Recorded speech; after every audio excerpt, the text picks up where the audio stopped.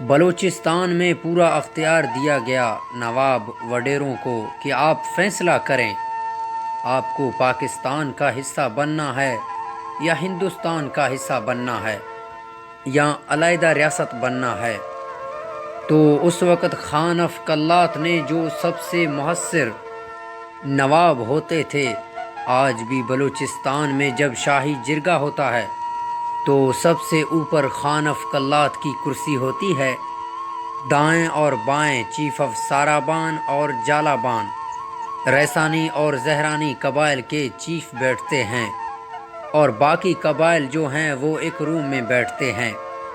اگر ایک شخص وڈیرا نہ ہو، چیف نہ ہو، نواب نہ ہو، ایک عام سا شخص ہو لیکن سید ہو، تو خان اف کلات اپنی کرسی چھوڑ کر اسے وہاں بٹھایا جاتا ہے۔ یہ آج بھی وہاں کے قبائلی روایات ہیں۔ تو اس وقت خان اف کلات نے کہا تھا کہ میں بلوچستان کو پاکستان کا حصہ نہیں بنانا چاہتا، میں ایک علیحدہ ریاست بنانا چاہتا ہوں، یا پھر یہ نہیں بنتا تو کلات جو میرا علاقہ ہے میرے زیر اثر، میں اس کو ایک علیحدہ ریاست بنانا چاہتا ہوں۔ تو اس کے پوتے سے مبشر لقمان اپنے پروگرام میں پوچھ رہا ہے کہ جناب آج آپ پاکستان کی ریاست سے ناراض ہیں تو اس وقت حمایت کا اعلان کیوں کیا تھا؟ وہ کہتا ہے کہ میں نے یہی بات اپنی دادا جی سے پوچھی کہ آپ نے پاکستان کے حمایت کا اعلان کیوں کیا؟ وہ مجھے جواب میں کہتے ہیں کہ جی میں بلوچستان کو ایک الگ ریاست بنانا چاہتا تھا۔ جب مجھے خواب میں نبی کریم صلی اللہ علیہ وآلہ وسلم کی زیارت نصیب ہوئی، مجھے خواب میں کہنے لگے کہ ایک ملک جو اسلام کے نام پہ بن رہا ہے، تم اس سے خیانت کا سوچ رہے ہو؟ کہتا ہے میں نے اس کے بعد ایسا کوئی سوال نہیں کیا، اس کے بعد میں نے پاکستان کے حمایت کا اعلان کر دیا۔ جس ملک کے صوبے بھی رسول اللہ کے فیض اور ان کے حکم سے بنتے ہو تو کسی کی کیا ہمت، کیا جرت کہ اس ملک کے طرف آنکھ اٹھا کر بھی دیکھیں۔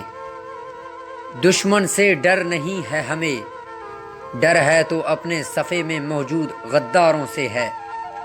آپ کا پہلا فوری منسٹر جو بنا تھا سر ظفر اللہ جسے کہا جاتا ہے، وہ قادیانی تھا، اور اسد اللہ صاحب جو کہ پہلے یہودی تھے بعد میں مسلم بنے، وہ فلسطین سے ٹریولنگ کرتے ہوئے پاکستان آئے۔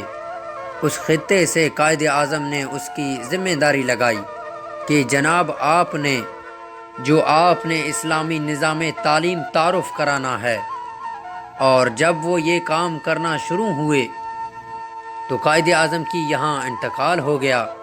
لیاقت علی خان جب وزیر اعظم آیا اور اس اسد اللہ نامی شخص کو ہمارا جو فورن منسٹر تھا قادیانی، اس نے اٹھا کر خلیجی ریاستوں میں پھینک دیا، اور جیسے ہی وہ جاتے گئے اور پیچھے سے اس کی لائبریری کو آگ لگا دی گئی جو کہ اسلامی نظام تعلیم کو متعارف کرانا چاہتے تھے۔ یہ جو ذہبیاں مل کے جلنے کی ریکارڈ آتی ہے نا، اس کا آغاز تو 1948 سے ہو چکا تھا، اور معذرت کے ساتھ جو ہمیں وہ تاریخ نہ بتائی گئی ہو، یہ لیاقت علی خان جب زیارت حال احوال پوچھنے قائد اعظم کے پاس جاتے تھے تو ڈاکٹر سے پوچھتے تھے کہ مسٹر جناح کیسے ہیں؟ ڈاکٹر جھڑک دے کے کہتے تھے کہ چلے جائیں، یہ بالکل درست ہے۔ تو محترمہ فاطمہ جناح کہتی تھی کہ ڈاکٹر صاحب آپ انہیں کیوں جھڑکتے ہیں، یہ وزیر اعظم ہیں۔ تو ڈاکٹر کہنے لگا کہ نہیں، یہ مجھ سے یہ پوچھنا چاہتے ہیں کہ مسٹر جناح کے زندگی کے باقی کتنے دن رہ گئے ہیں۔ اور لیاقت علی خان دولتعلیہ آپس میں لڑتے رہتے تھے۔ جب قائد اعظم کے پاس یہ جا کر خبر پہنچی کہ یہ آپس میں لڑ رہے ہیں کہ ہمیں وزیر اعظم، گورنر یا جنرل بنایا جائے، تو قائد کہتے تھے کہ ہاں میرے جیب میں کچھ کھوٹے سکے موجود ہیں، میں جانتا ہوں، مگر میری مجبوری تھی کہ میں آج تک آپ کا ساتھ رکھا ہوں۔ اور قائد کی آخری جو 4-5 گھنٹے تھے وہ ایمبولنس بھی خراب رہی تھی، اس کی جو بیماری کی حالت تھی وہ ایمبولینس بھی موو نہیں کر سکتی تھی۔ اس میں پیٹرول نہیں ڈالا گیا تھا، ایمبولینس کا کوئی پرسال حال نہیں تھا۔ یہ جو آج آپ لوگ کہہ رہے ہیں کہ گیس نہیں ہے، جی بجلی نہیں ہے، روڈ نہیں ہے، اور جی پانی کا بحران ہے، آپ اور میں یہ چیز ڈیزرو کرتے ہیں۔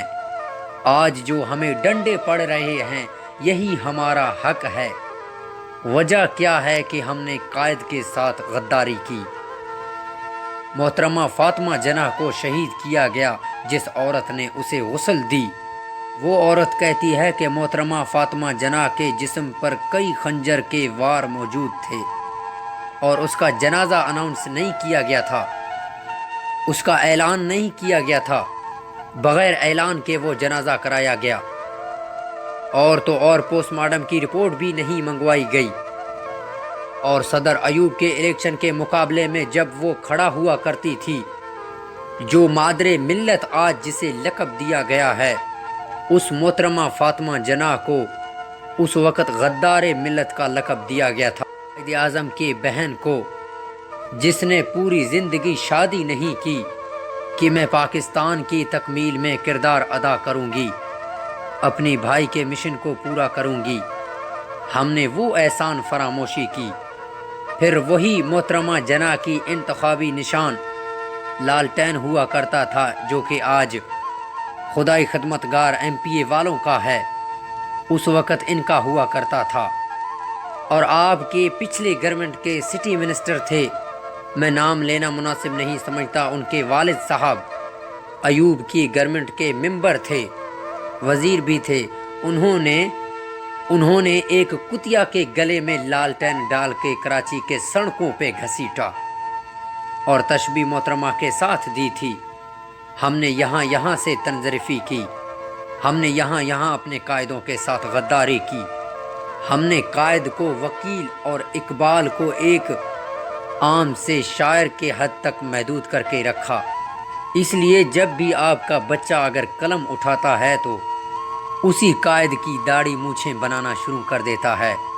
دوستو، قائد اعظم اور علامہ اقبال اپنے دور کے عالم اور درویش ہو کے گزرے۔ اقبال رحمۃ اللہ علیہ جب آپ کسی دوسرے ملک میں جاتے ہیں اور جب واپس آتے ہیں تو پھولے ہی نہیں سماتے۔ ہم یہاں محنت اور مزدوری کر کے جب واپس جاتے ہیں تو کاٹن گھڑیاں پہنتے ہیں جیسے کہ وہاں منسٹر لگے ہیں ہم۔ علامہ اقبال آج سے 100 سال پہلے، اس وقت تو انٹرنیٹ بھی نہیں تھا، اس ٹائم کچھ بھی نہیں تھا، جب علامہ اقبال برطانیہ سے اعلیٰ تعلیم حاصل کر کے آئے، لوگ پورا پنڈ اکٹھا ہو گیا۔ جب اقبال سے پوچھا گیا کہ جناب آپ نے وہاں کیا دیکھا، کیا وہاں کے نظارے، وہاں کی خوبصورتی آپ کو اپنی طرف مائل نہ کر سکی؟ خیرائے نہ کر سکا مجھے جلوائے دانش فرغ۔ انہوں نے کہا کہ آپ نے کیا ایسا دیکھ لیا ہے اقبال کہ وہاں کے جلوے تمہیں اپنی طرف مائل نہ کر سکے؟ انہوں نے کہا کہ خیرائے نہ کر سکا مجھے جلوائے دانش فرنگ، کیونکہ سرما تھا میرے آنکھ کا خاک مدینہ ہو نجف۔ یہ وہ نسبت تھی